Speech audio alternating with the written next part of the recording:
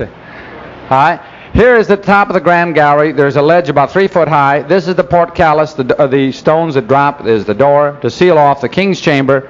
And in the king's chamber is the coffer, or what is known as the sarcophagus, or if you want, the big stone box.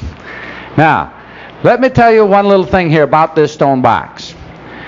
The stone box, the coffer, the sarcophagus in the king's chamber, the Great Pyramid, has exactly the same dimensions as the Ark of the Covenant, as given by God to Moses. Now, this Great Pyramid was most likely built before Moses. We know, for an example, that Moses was what? Learned in the mysteries, wasn't he? Of Egypt. We might suppose at first, by human reasoning, that Moses took the dimensions out of the Great Pyramid for the ark. That's what Satan would like us to believe, isn't it? I don't think that's the case. We might ask the case, how come is the Ark of the Covenant and this coffer in the Great Pyramid of exactly the same dimension? Very simple. One is a counterfeit of the other. Now, how did that box, built before Moses, come out to be the exact dimensions? How did these Egyptian priests know the dimensions? The ones who built this. Now, I want to give you my thoughts on the matter, all right? What was this Ark of the Covenant and this holy place? How was it designed, Moses had, according to Scripture? How was it designed? This was the pattern of the things in heaven, right? Is this not right? Moses was shown the pattern of the Holy of Holies in heaven. That is, that the Holy of Holies was a duplicate, a earthly, physical duplicate of that which was in heaven. We're told that. Now, who was in the Holy of Holies here on earth, in the Jewish temple? Who could go in there? Oh, first, what was in there? In the Holy of Holies, you had at the bottom, Aaron's rod and the manna. Underneath, then you had the Ark of the Covenant, which contained what? Pardon? The Decalogue. All right? It contained the 10 Commandments. And upon the Ark of the Covenant was the mercy seat. All right? Where God sat and judged Israel. Now, what else was in the room? What else was in the room? Does anybody know? Are you Bible scholar types? Two cherubim over the top and 2 cherubim on the curtains. 4 cherubim. All right? Now, we know in heaven, as we receive the New Testament, that there are 4 cherubim around the mercy seat. Are there not?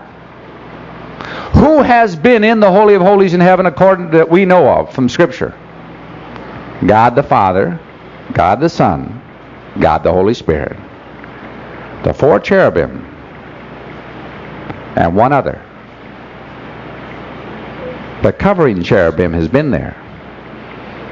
Lucifer. Lucifer has been there. All right? The only other one who knew those dimensions was Lucifer, who had been in the Holy of Holies, for he was the covering cherubim. There were 5 cherubim. There are 4 now, right? And in the Holy of Holies, the Jewish Holy of Holies, there were 4 cherubim. Lucifer wasn't there. He's been cast out, right? Yes. We have these 4 angel or beasts in Revelation. And 4 cherubim, or 7. There's been 7. There's been 8 in the Holy of Holies that we know of. The 4 cherubim are still there. And the Father, Son, and the Holy Spirit have been there, or are there. That is, we're talking about those who had knowledge of the direct access to this knowledge of the Holy of Holies that we know about. And the only other one that we know has been in the Holy of Holies is the covering cherubim. All right? And where is he? He's in this world, right?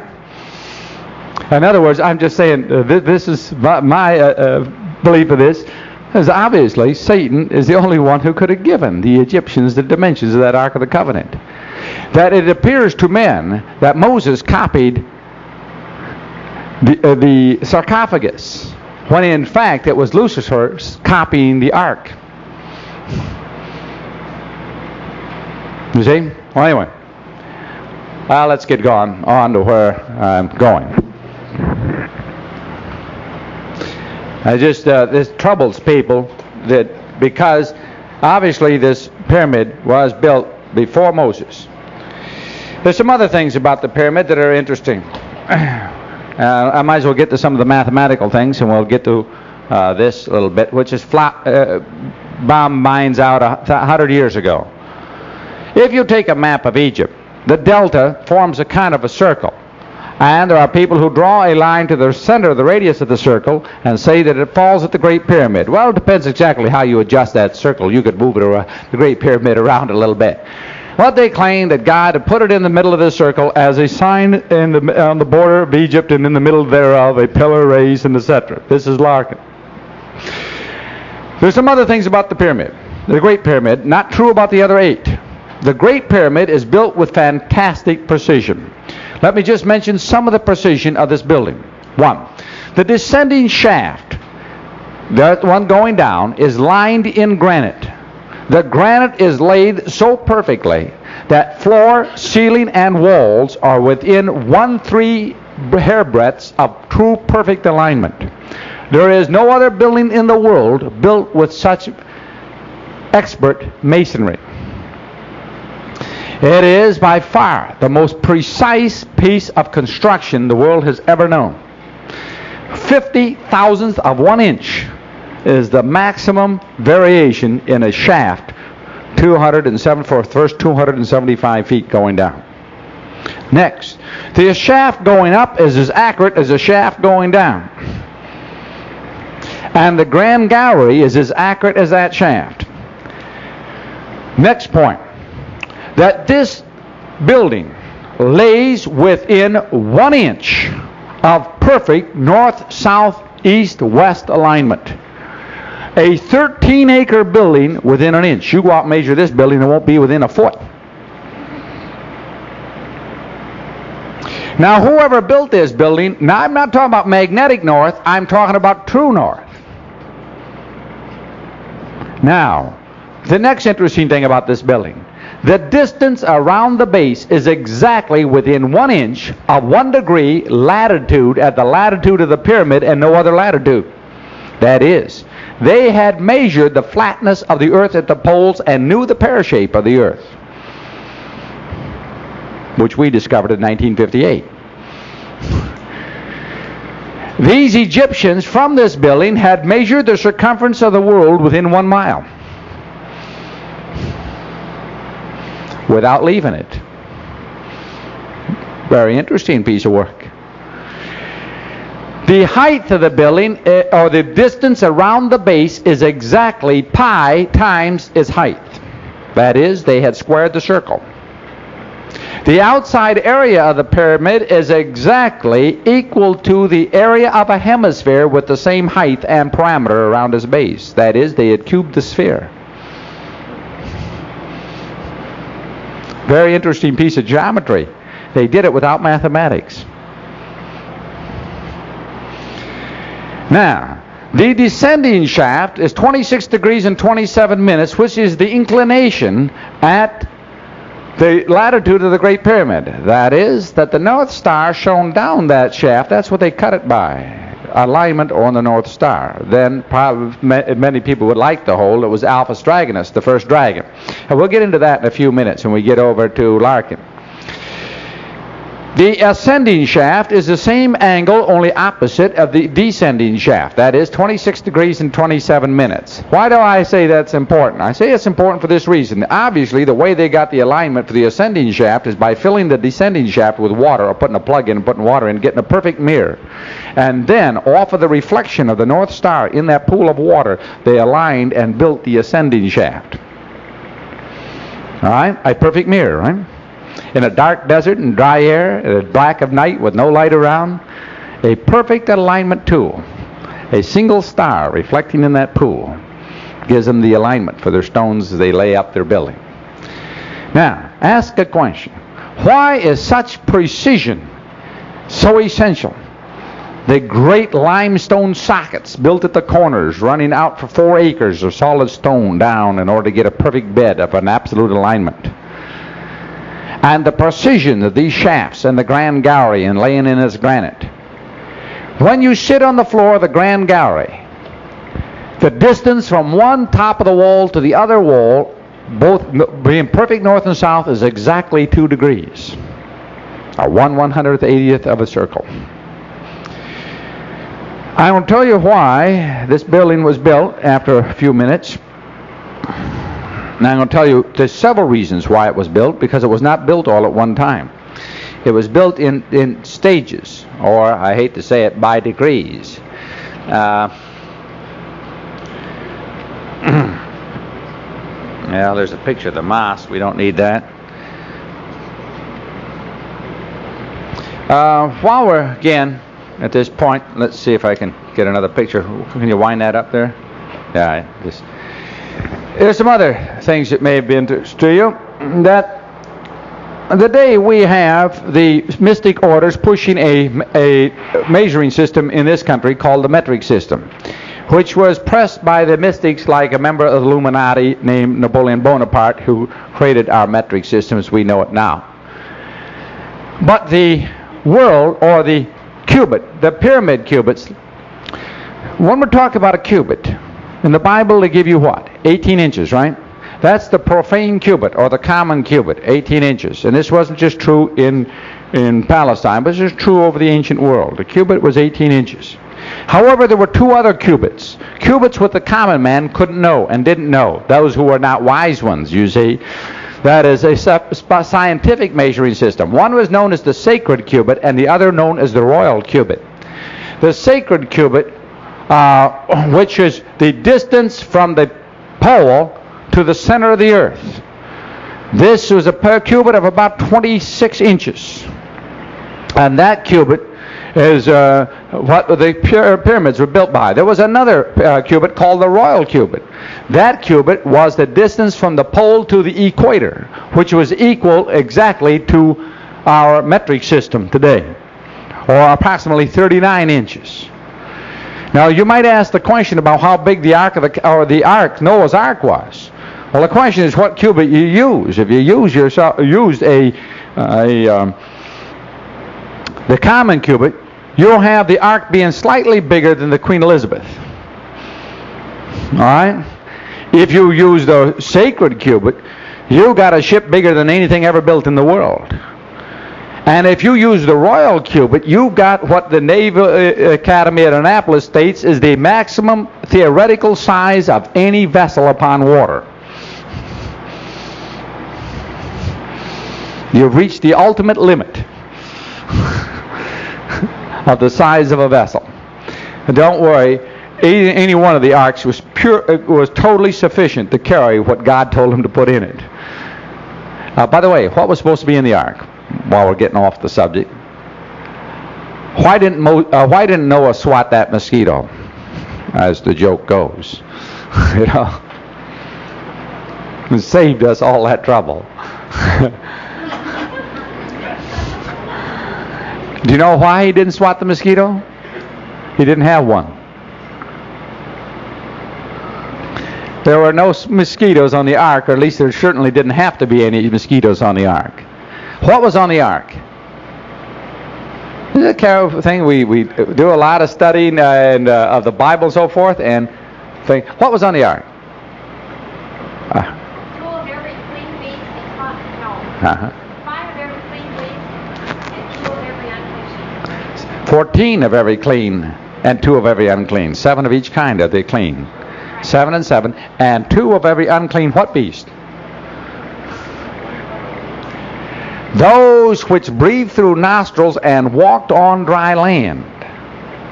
Now, of the 9 animal phyla, none of 8 phyla were on the ark, and less than 5% of the 9th phyla. Did the reptiles have to be on the ark? Not unless they had to walk on dry land to survive. Those that could survive in the sea were not on the ark. Were the fishes, porpoises, whales, those mammals? No, they were not. They did not walk on dry land. Were mosquitoes? No, they were not. Insects? No, they weren't. Could mosquitoes survive in the water? Yes, they can. Right? Anything that could survive the flood without being destroyed was not on the ark. What was on the ark are only those very few species of the total animal phyla. The worms, the grubs, all of those didn't have to be on the ark. All the fish, the crustaceans, these sea animals were not on the ark. The planktons, all of that were not on the ark. The only thing that had to be on the ark were those things that could not survive the water, which of all of the creatures in the earth are really, in total number, very few. Now, the room on the ark was no problem, except for, I always state, there's only one thing I can conceive was a problem in the ark, and that is with only 8 people doing the shoveling. You kind of wonder about the sanitation problems. But outside of the sanitation problem, certainly the ark, by its dimensions, was more than adequate to carry both food and the creatures necessary to be on that ark. And you say, what about a dinosaur? No problem with dinosaurs. Dinosaurs, you didn't have to have adult ones. In fact, you could have had eggs. In fact, most of the dinosaurs didn't have to be on the ark. Of the different types of dinosaurs, where many of these huge reptiles were quite capable of living in the water. So it'd be only those which were not capable. By the way, Noah didn't have to worry about which was which, because he didn't collect them anyway. Unlike the story goes, God did all the bringing them. All right. We kind of want to bounce off a few of these little things that we get. Now, how can we date the Great Pyramid in this construction? And we're going to get to this in a few minutes. Down here at the bottom, I got a little picture, which may not mean much to many of you. But our Earth's axis does not stay stationary. As you know, we rotate around an axis once a day.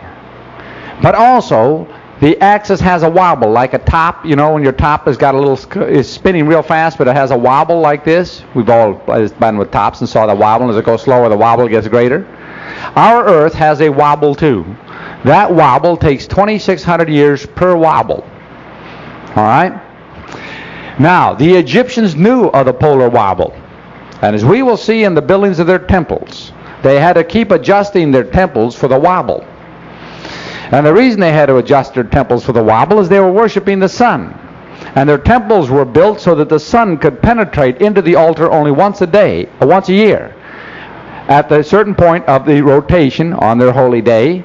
And after so many years, about 200 years, the polar wobble has moved the sun so it won't penetrate anymore, and the religion goes dead. See, and the sun has to fertilize their religion every year. So they have to rebuild their temples. And so obviously they were very well aware of the polar wobble. They were also, by looking at the polar wobble, we can predict approximately when this pyramid was built. Most likely about 1900 BC. That the position of the Earth to the North Star was such that the shaft would line up with it. Or 3200 BC. I picked 1900 rather than 3200 for 2 reasons. One reason is that 3200, according to the Bible, is before the flood, and the world that then was perished. All right? Now, either the Bible is wrong and this pyramid didn't perish, or this pyramid wasn't around, it came out afterwards. Second, I don't think there was enough people around in Egypt to go build a pyramid at 3200 BC, but it sure was at 1900 BC. But I would say 1900 BC is more likely the date of it. About 250 years before Moses. It was a pretty new building at the time of Moses. Now let's take a look at this next little one. All right. I guess close that down tight. See if we can get a jam on that.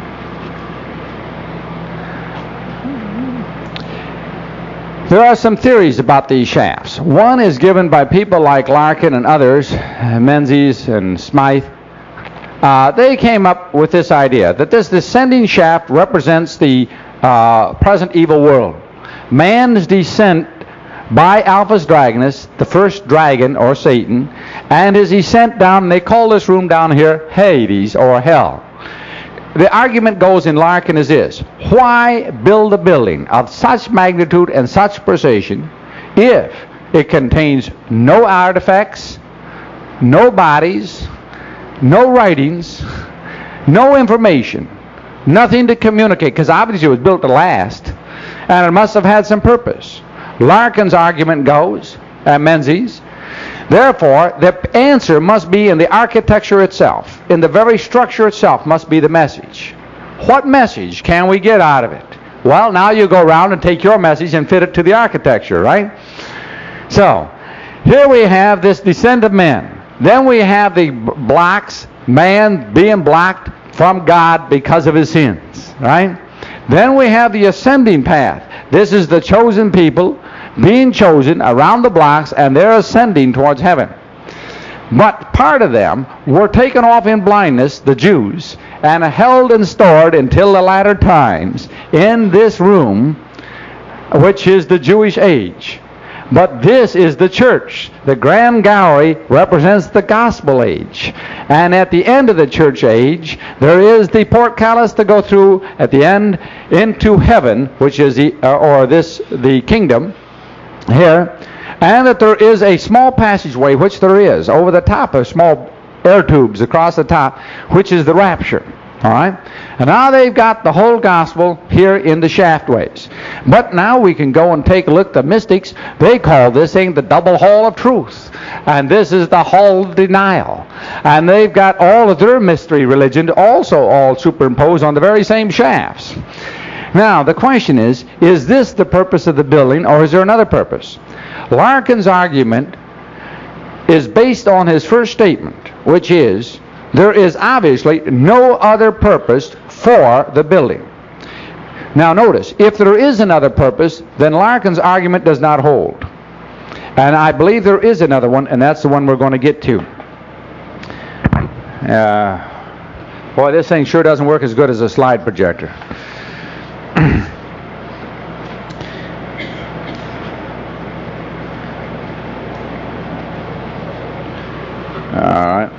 By the way, pyramids are not unique in Egypt. Let's close it down. Can you grab the lever? All right. Here we have in England Salisbury Hill, which is a very crude type of Druidic pyramid, about the same period. We have another one here in Egypt, or excuse me, in England. These pyramids are all over. What are we running out of focal length, aren't we? Probably we have to get a little further away from that screen. We're working in too close. All right. These pyramids are found all over. We had in Babylon the step pyramids, which, what do you call them? The ziggurats. In Babylon, again, are pyramids. These pyramids are found all over the world. In Mexico, we have a pyramid, the exact same dimensions as the Great Pyramid in Egypt. And pyramids all over. What is the purpose of the pyramid? It must have some basic purpose to these religions and to our history. For an example, well, I'll tell you what the pyramid was this time. The pyramid was built in two stages. I'm going to really get these pictures are out of line. I want to go back and get some others and get back to this one later. This one is it fits his arguments. It doesn't fit mine. We've got lots of pyramids at Ashur and so forth, but we will skip those right now. And the step pyramids. Get down to what this Great Pyramid was. All right, let's take a look here.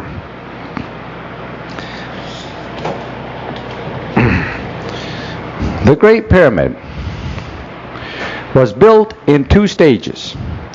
The pyramid is 100 tiers high. At the 50th tier is sitting the base of the king's chamber. The 25th tier is the queen's chamber. At the time of 50 tiers high, the building was stopped in its construction for a period of time and then was completed. How do we know this? Very simple.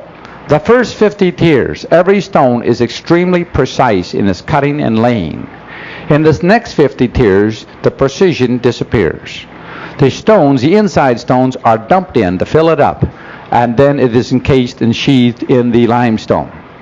There was no requirement upon the builders of this for precision after 50 tiers. Why was there a requirement for 50 tiers and not a requirement for another 50 tiers? Simple. The first 50 tiers had a different purpose. At the end of 50 tiers, the grand gallery was exposed at the top, and we'll see some pictures a few minutes later. And the grand gallery, at the end of the grand gallery, as we'll also look, these stones and these roofs could be removed, one stone at a time. They're movable stones. They're there now, but now they're covered up with the pyramid on top. But those stones, being lifted off, would give the astronomer sitting down at the bottom a perfect opening, one opening 75 feet away, exactly 2 degrees from one side to the other, where he could sit in the perfect dark and have an accurate measurement. When a star appeared to where it disappeared was exactly 2 degrees. Knowing his position and with the sighting rings moved on that notch, up in the 4th notch on a beam with the sighting rings, sitting on his bench with a saucer of water as a mirror, so his head movement would have the minimum effect to his measurement, using a precise chronometer. The one other thing you would need for perfect astronomy would be a precise chronometer, a watch, a timepiece. You gotta know exact timing, don't you? What kind of timepiece did they have? Anybody know? No. Sitting in the dark in the middle of the night and a thing, your sundial doesn't work very well. No, sandglass is not the method. Water clock. You take a bag filled with water and punch a hole in it or any container and count the drips from star passage to star passage, you've got a day, solar day. And those drips will be constant through that hole. You just got to keep pouring water in it every time it gets low. And you need a counter. As long as he's sitting there counting, you know how many drips per degree. And that counter counts off the time. All right? And what they did here is precisely measure and knew this. This is what the Egyptians knew from this temple, from this pyramid. This was the greatest astronomical observatory on the face of this world until this century. It wasn't until the transit circle at Royal Observatory in Greenwich, England was built that a telescope of the magnitude and accuracy of the Great Pyramid came into existence.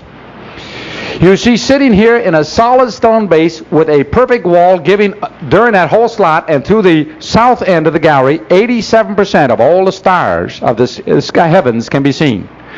In a dry desert, in absolute darkness, down a totally black canyon, with precise measuring walls, they were able to calculate by geometry the circumference of the world, the movement of the planets, that the sun was the center of our solar system, not the earth. This was known by the mystic religions 4,000 years ago. They knew this.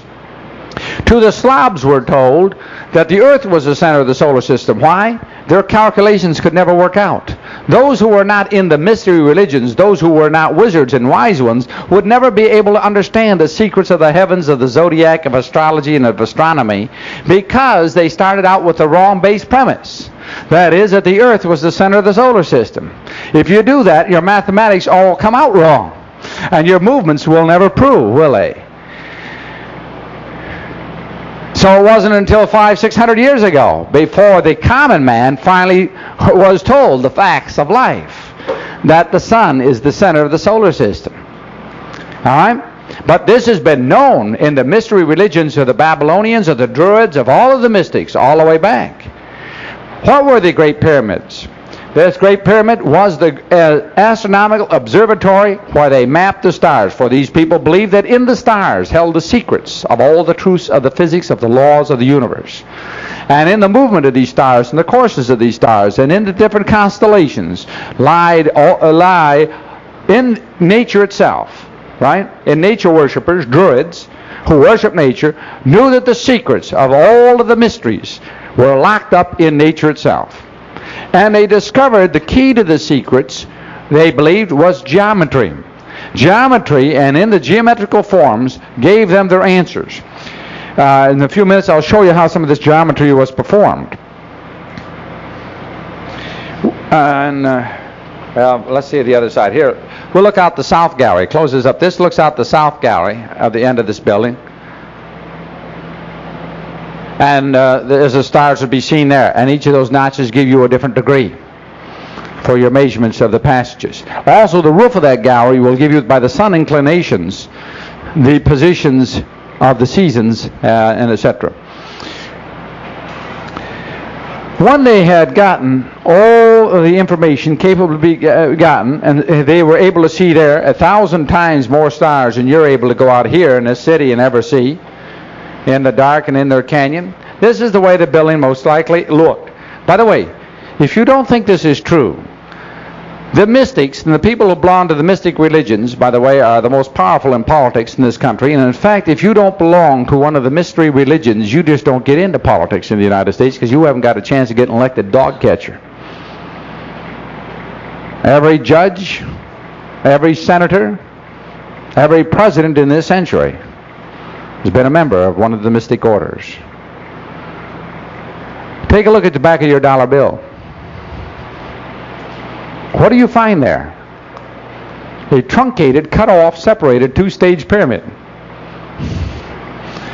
That was put on there 200 years ago for the people on the inside of the back of the Great Seal of the United States. Okay? Oh, by the way, on the top, might as well go back here. On the top of this pyramid sat the astrologers. The astronomers are down in the gallery. On the top sat the astrologers mapping the galaxies. And today we find the horoscopes laid out on the very same pattern. At the top of that pyramid, here we'll give you a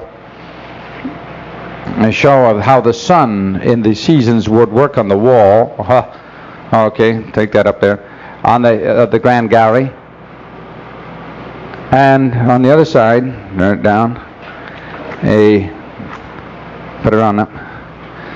The horoscopes of the 13th century, of the 9th century, laid out on the same basic pattern, which is believed by the scholars to have been developed here on the top of the Great Pyramid, as the astrologers were mapping the mysteries of the stars, as the astronomers were mapping the science and the geometry of the stars.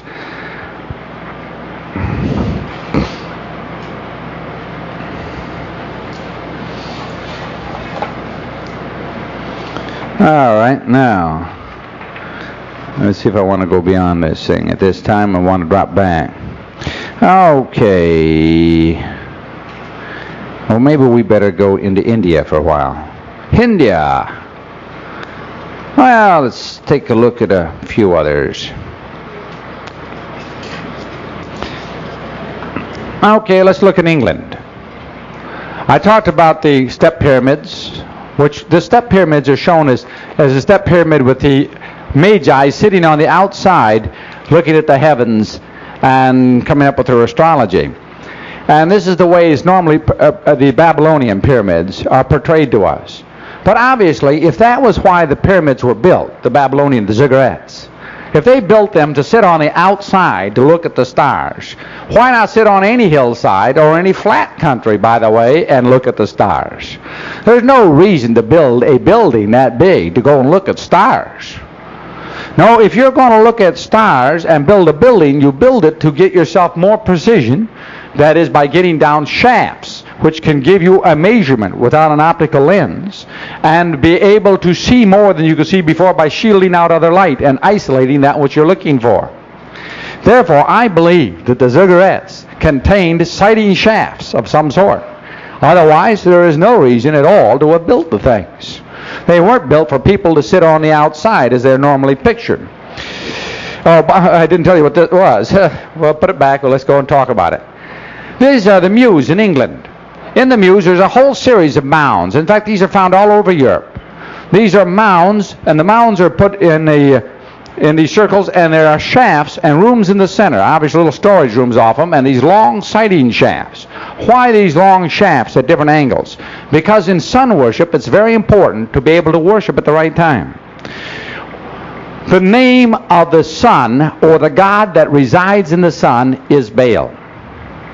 Baal goes by other names, as I said, Osiris in Egypt, Zeus in Greece, Xingmu in China, Brahma in India, Ra, Thor. All of these are the same god in different religions. They all have a wife or a consort. All of them, through some sort of sexual perversion, have an offspring. I won't describe how Horus is born. It's too much even in male circles. But if we want to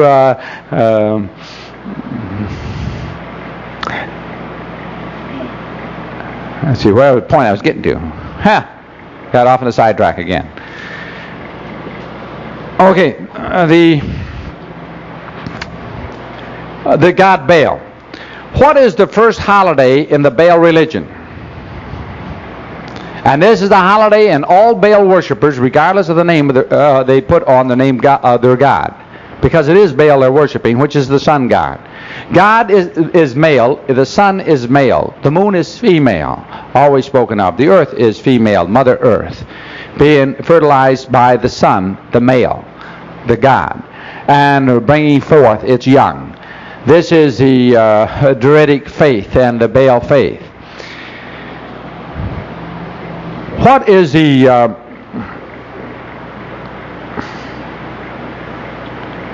first holiday? That was a question I asked, isn't it? Of the year. No? May 1st. May 1st, which is Beltane's, Baal's birthday. The birthday of the god Baal, Beltane. Flip that down. We look at around the world. You're all familiar with a thing called Stonehenge, right? There isn't a Stonehenge. There are thousands of Stonehenges. In the Orkneys and the Masses Howe and Germany and all over, these stone monoliths of different size and shape have been put in their circles. Thousands of them. Stonehenge being one of the biggest of the stones, in which is people marvel at the size of it. But Stonehenge is not unique at all to just a single type of construction. Let's see if we can look at some others of these. All right. Oh, this is what I want to get to. Okay. At this point, we're going to get down to the religion. Here we have the stones, the Druidic stones at Stonehenge. If we adjust for the time which was built because of the polar wobble, and we can adjust very accurately by taking the east-west stones and lining them back up to east-west.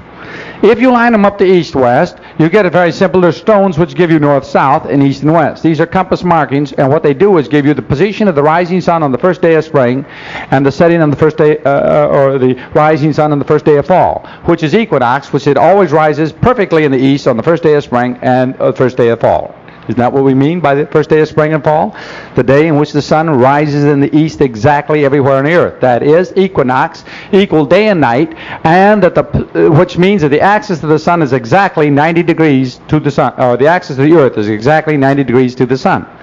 Now, at that point, we have the first day of spring and the first day of fall. The next the stones are set up for the sunrise position on the shortest day of the year, which rises in England, of course, very far south, doesn't it, of east. And it sets very far south of west. In the summer, it rises very far north of east because the pole is turned towards it, right?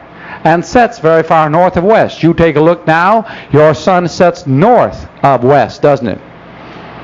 In the winter, it sets south of west. These stones are set on because, by the way, the point where the sun rises on the longest day of the year is exactly opposite of the point where the sun sets on the shortest day of the year. That alignment is that alignment of sunrise and sunset. Now, the only other stones are interesting.